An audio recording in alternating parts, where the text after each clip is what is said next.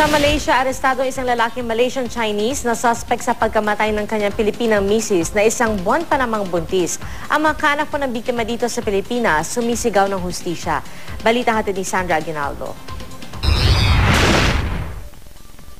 Sa kanilang mga litrato, bakas ang pagmamahala ni na Vivian Camarota at ng kanyang mister na Malaysian-Chinese. Nakatira sila sa Malaysia kasama ang dalawang anak. Si Vivian mismo, 8 taon na raw doon. Pero nitong Martes, namatay ang isang buwang buntis na si Vivian matapos umanong bubugin. Ang suspect, ang kanya mismong kabiyak na si Yu Chinhua, na kilala sa tawag na Nikki. Itong si Miss Vivian ay nakita hong nakahiga doon sa kanilang parking lot sa bahay nila na mahinang-mahina na at nakita nung kapitbahay. Dinala nga ako sa ospital noong Sabado at after po ng 3 araw ay dineclare na siya ay namayapa na. Nakausap na ng Embahada ng Pilipinas ang Malaysian Police at maging ang ospital kung saan binawian ng buhay si Vivian.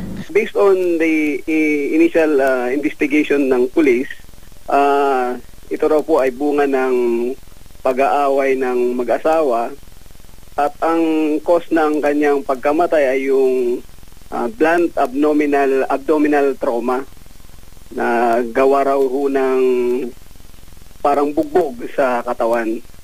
Ayon sa Philippine Embassy, hawak na ng mga pulis ang mister ni Vivian. Ang kanila naman 2 anak, nasa lola nila sa Malaysia. Hirap matanggap ng pamilya Camarota ang trahedya na nalaman lang nila nang may mag-iwan ng mensahe sa Facebook account ng pinsan ni Vivian.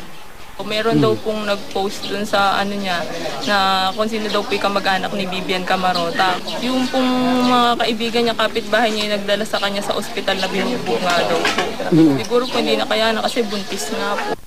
Hindi nagulat ang pamilya sa hinalang ang asawa ni Vivian ang nasa likod ng pambubugbog. Madalas daw kasing pag-awayan ng mag-asawa ang pambababae umano ng suspect. Dapat managot siya. Sumuko naman siya. Ang kapal na mukha niya. Anak niya, asawa niya, pinatay.